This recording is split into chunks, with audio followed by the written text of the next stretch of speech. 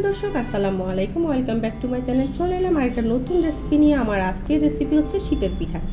শীতের হচ্ছে মেরা পিঠা, এটাকে অনেকে দোল্লা পিঠাও বলে, আবার গোল্লা পিঠাও বলে। এই পিঠাটা দেখুন দেখতে কতটা লোভনীয়, ভিতরটাও খুব সুন্দর সফট হয়েছে। আমি আজকে খুব সহজভাবে এই পিঠা বানানো দেখিয়েছি। আশা করছি আমার আজকের এই মেরা পিঠা রেসিপি আপনাদের সবার কাছে ভালো লাগবে। মেরা পিঠা বানানোর জন্য আমি এখানে 1.5 কাপ পরিমাণ পানি দিয়েছি, সাথে প্রথমে একটু লবণ দিয়ে দিব।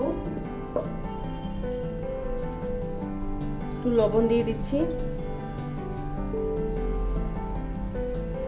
আর এখানে আমি নারিকেল, টুকরো করা নারিকেল নিয়েছি। আমি প্রথমে গোটা নারিকেলটাকে 5 মিনিট সেদ্ধ করে নিয়েছি। তারপর সেদ্ধ করার পরে ফাটিয়ে ছুরি দিয়ে যখন আপনি হালকা উঠাবেন, তখন দেখবেন যে পুরো নারিকেলটাই উঠে আসছে। তখন নারিকেলের নিচের সাইডটা কেটে আপনি যে ছোট ছোট টুকরো করে নিতে পারেন। এটা মেরা পিঠার জন্য এইভাবে কাটাটা আসলে খুবই মজা হয়।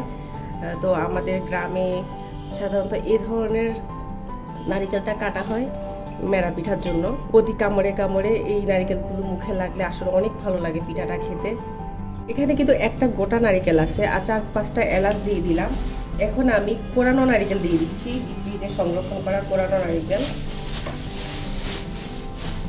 দুটো দিয়ে মিশ্রণে এই মেরা পিঠাটা খেতে কিন্তু ভীষণ মজার। আর আমি আজকে যে প্রসেসে দেখাবো, প্রসেসটা অনেক সহজ।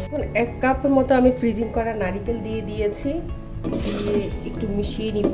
মেশানো হয়ে গেলে আমি এখানে খেজুরের গুড় নিয়েছি।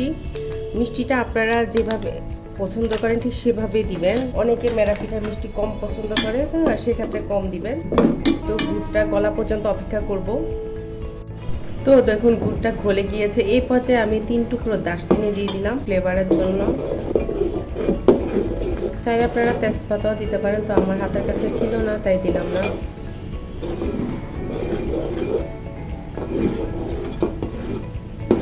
তো গুড়ের মিশ্রণটা দেখুন খুব ভালোভাবে বলক উঠে গিয়েছে।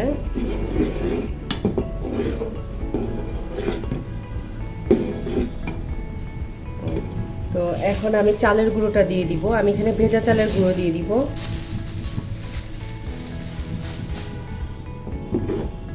দিয়ে হালকা হাতে নেড়ে যাব।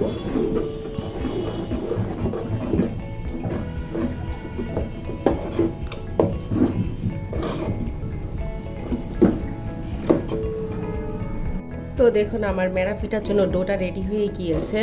আপনারা চাইলে এখানে শুকনো চালের গুঁড়ো দিতে পারেন, কোনো সমস্যা নেই। আমি আরেক ভিডিওতে দেখিয়েছি আমি চালের গুঁড়ো কিভাবে সংরক্ষণ করে রাখি। তো আমি সংরক্ষণ করে ডিপ ফ্রিজে রেখে দিই, সেখান থেকে নামিয়ে আমার প্রয়োজন মতো ব্যবহার করি। এই জন্যই ভেজা চালের গুঁড়োটা দিলাম। তো আমার ডোটা রেডি হয়ে গিয়েছে। এখন এই ডোটা নামিয়ে আমি প্রথমে ঠান্ডা করে নিব। তো দেখুন ডোটা কুসুম গরম অবস্থায় আছে, কিন্তু পুরোপুরি ঠান্ডা হয়নি। তো এখান থেকে কিছু ডো আমি পিঁড়িতে নিয়ে নিচ্ছি।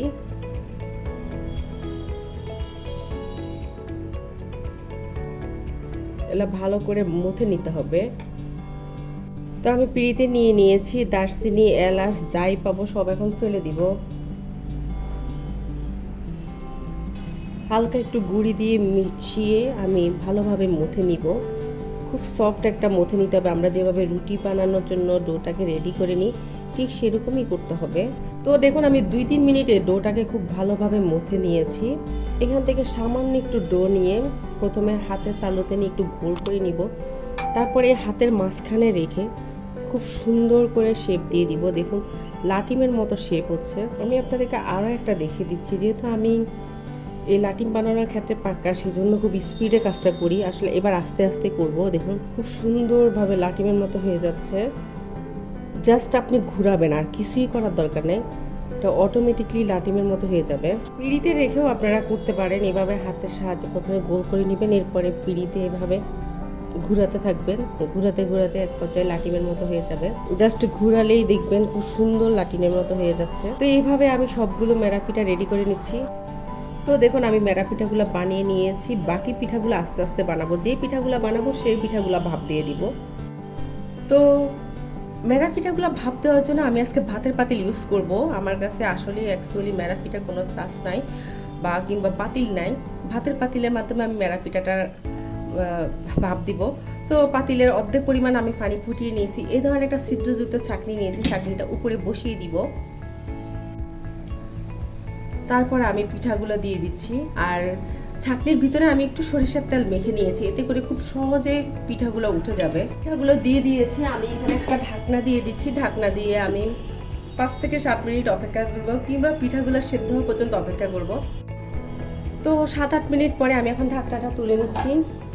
তো আমার মনে হয় পিঠাগুলো হয়ে গিয়েছে। তো আমি একটা কাঠি দিয়ে চেক করে দেখবো। কাঠি দেখুন খুব সুন্দরভাবে কাঠিটা ক্লিন বের হয়ে গিয়েছে, তার মানে আমার সবগুলো পিঠা হয়ে গিয়েছে। তো আমি এখন পিঠাগুলো নামিয়ে ঠান্ডা করে নিব। তো দেখুন আমি সবগুলো মেরা পিঠা রেডি করে নিয়েছি। নোয়াখালী আবার সেটাকে মেরা পিঠা বলে, অনেকে এটাকে দোল্লা পিঠাও বলে, আবার গোল্লা পিঠাও বলা হয়। তো আমার আজকের এই পিঠার রেসিপিটি আপনাদের কাছে কেমন লেগেছে, ভালো লাগলে অবশ্যই একটা লাইক দিবেন আর আমার চ্যানেলটিকে সাবস্ক্রাইব করবেন। আজ তাহলে এই পর্যন্ত, সবাই ভালো থাকবেন, আল্লাহ হাফেজ।